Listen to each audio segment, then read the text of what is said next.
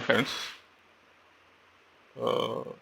Certified credit professional course के लिए अभी हम लोग जो नेक्स्ट अपना चैप्टर देख रहे थे ये था क्रेडिट पॉलिसी एंड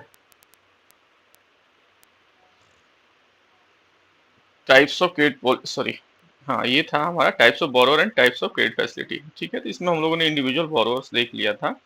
अब हम देखते हैं इसमें एजेंट क्या है, एजेंट किसे कहते हैं।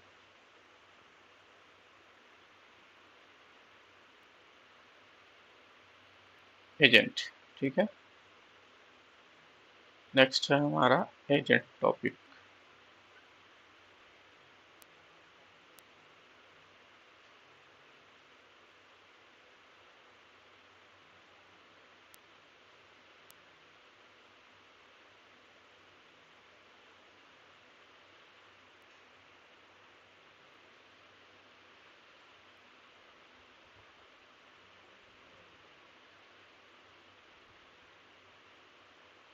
और मेरे फ्रेंड्स, थोड़ा सा मिसिंग हो गया है, मेरे रूम में प्रधान सीन भी हो गया था, इलिटरेट पर्सन हो गया था, एजेंट से शुरू करना था हमको। ठीक है, तो एजेंट क्या होता है? Agent is a person employed. देखिए इसमें क्या परिभाषा दिया है।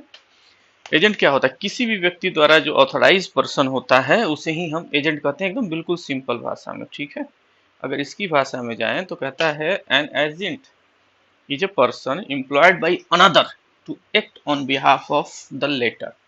ठीक है, मतलब किसी भी व्यक्ति को अगर कोई व्यक्ति अपॉइंट करता है कि वो उसके बिहाफ में काम करे तो उसे एजेंट बोलते हैं। There is a law of agency from which a deed of agency is derived। ठीक है, section 132 of Indian contract act कहता है, डिफाइन करता है एजेंट की परिभाषा, that agency can be bind the principal to third parties by act done within his और apparent authority.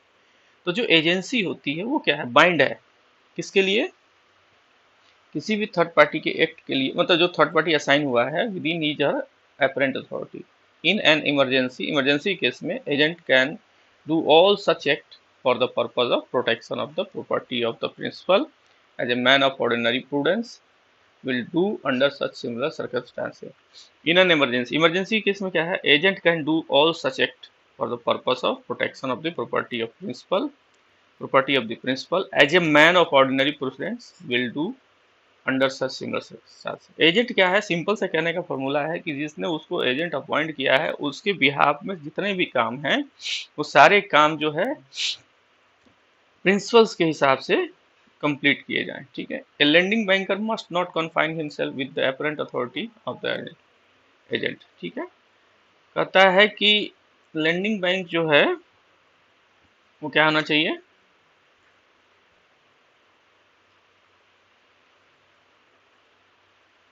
खुद को जो है लेंडिंग बैंक खुद को जो है कन्फाइन नहीं करे हिमसेल्फ एज ए,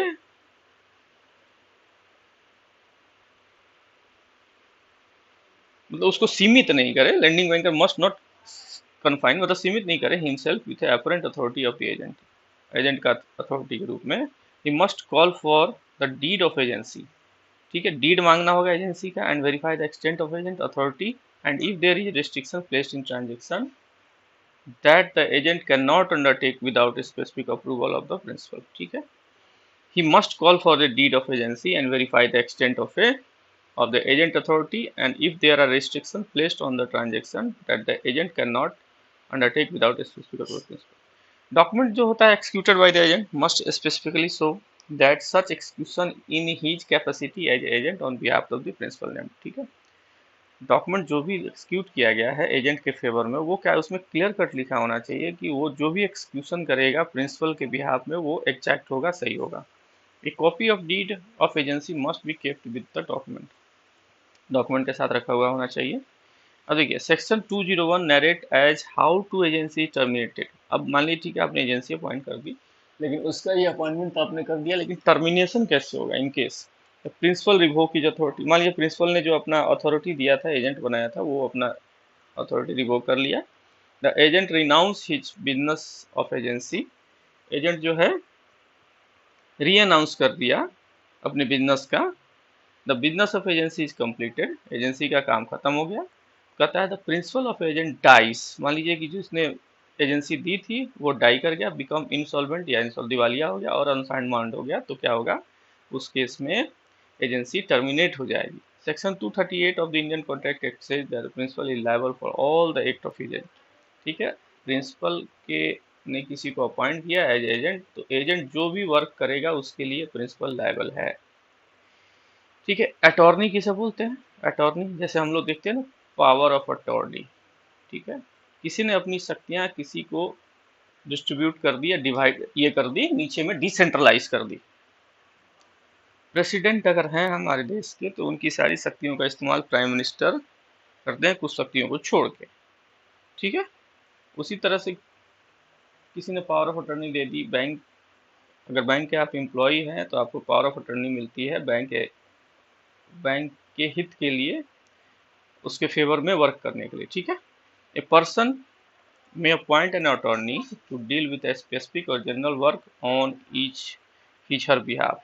कोई भी पर्सन जो है may appoint हो सकता है एज अटॉर्नी किसी स्पेसिफिक या जनरल काम के लिए। ठीक है, there is no law or statute as such which govern the position of attorney. इस संबंध में कोई भी लॉ नहीं है या स्टैट्यूट नहीं है जो अटॉर्नी को गवर्न कर सके। Only document relied upon is the power of attorney, which is duly stamped and registered with the registrar of document or attested by the notary public। ठीक है, ओनली जो डॉक्यूमेंट है क्या है, upon is the power of attorney, वो power of attorney है जो duly क्या होता है, नोटराइज्ड होता है और रजिस्ट्रार ऑफ डॉक्यूमेंट से के पास रजिस्टर्ड होता है। ठीक है, a power of attorney is a formal authority conferred by deed by one person on another to act as his attorney और लीगल रिप्रेजेंटेटिव। देखिए, बैंक में आप जब होंगे तो मान लीजिए आप स्केल 1 ऑफिसर से लेके स्केल 7 तक होंगे। ठीक है, तो आपके बैंक बोर्ड से या आपके ईडी सर होंगे या आपके एमडी सर होंगे, जो भी है वहाँ पर, वो लोग क्या करते हैं, पावर असाइन करते हैं कि आप बैंक के फेवर में कोई भी डॉक्यूमेंट एक्सिक्यूट कर सकते हैं, कोर्ट में कोर्ट के डॉक्यूमेंट साइन कर सकते हैं, गवाही दे सकते हैं, ये सब कुछ जो है पावर ऑफ अटर्नी में मेंशन रहता है। The power vested with the attorney is restricted to the document only and not beyond that। Power of attorney जो होता है, पावर जो वेस्टेड होता है with attorney is restricted to the document only, document के हिसाब से, नॉट बियॉन्ड दैट, उसके बाहर नहीं। तो power of attorney must be specific होना चाहिए, जनरल होना चाहिए। While entering any proposal of this kind a banker find out first the nature of a document, document का नेचर क्या है, as well as the existence of any restricted clause. Power of attorney में सबसे पहले हम लोग क्या देखते हैं कि उसका नेचर क्या है और उसमें रिस्पेक्टिव क्लॉज क्या है। The most significant of the restriction clause is the power to borrow or overdraw. बहुत सा जो स्पेसिफिक क्लॉज है, स्पेसिफिक क्लॉज है उसके हिसाब से मोस्ट उसमें जो रिस्ट्रिक्शन रहता है वो बोरोइंग और ओवरड्रॉइंग का रहता है। कहता है such clause must be incorporated in the document. ये सारे क्लॉज जो है ओवरड्यू, ओवरड्रॉ एंड बोरो के, वो क्या है, इनकॉर्पोरेट होना चाहिए डॉक्यूमेंट में। And in its absence banker should seek clear instruction from the principal in this regard. मानिए, ठीक है, अगर ये चीज इंस्ट्रक्शन नहीं है डॉक्यूमेंट में तो क्या है, प्रिंसिपल से जो है उसके बारे में इंक्वायरी करनी है बैंकर को। Else it would be considered that power to borrow is not vested with the attorney. अगर उसमें नहीं लिखा हुआ है तो हमें ये मानना है कि जो पावर है बोरोइंग का वो अटॉर्नी के पास नहीं है। A condition like during my absence from the country should not be accepted by the bank because of its operational problem. अगर मान लीजिए पावर ऑफ अटॉर्नी में ये लिखा हुआ है, प्रिंसिपल ने ये लिखवाया कि during my absence from country, ये जो है हमारे पावर का इस्तेमाल, हमारे इसका इस्तेमाल करेंगे प्रिंसिपल, तो उसको एक्सेप्ट नहीं करना है। Document should be signed by attorney mentioned in his capacity correctly and as per the document of the power of attorney। ठीक है, power of attorney do not survive death. Power of attorney जो है death तक नहीं होता है। After death the person who grant the power of attorney is known as the principal. Death के बाद जो जिस पर्सन के फेवर में पावर ऑफ अटर्नी थी वो प्रिंसिपल हो जाएगा। And the person who takes over the authority is known as the agent. ठीक है, each state has its own power of attorney laws that determine the effect of death, although many follow the legal rules set out of the Uniform Power of Attorney Act। A model law that aims to unify state laws, ठीक है। अब इसमें कहता है each state, कोई भी state है, has its own power of attorney, उसका ओन अपना पावर ऑफ अटर्नी लॉज होता है। उसमें क्लियर लिखा होता है कि in the case of effect of death क्या होगा। Although many follow the legal rules set out the uniform power of attorney act, a model law that unify state laws, ठीक है। Power of attorney terminates when principal die, जैसे principal die हो गया power of attorney terminate हो जाएगा। Death of the agent is also terminated the power of attorney.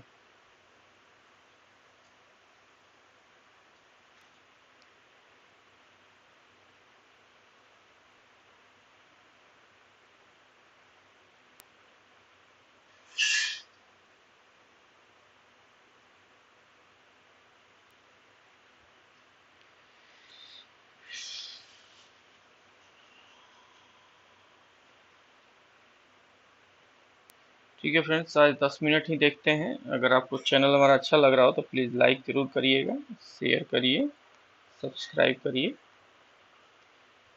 Okay, thank you.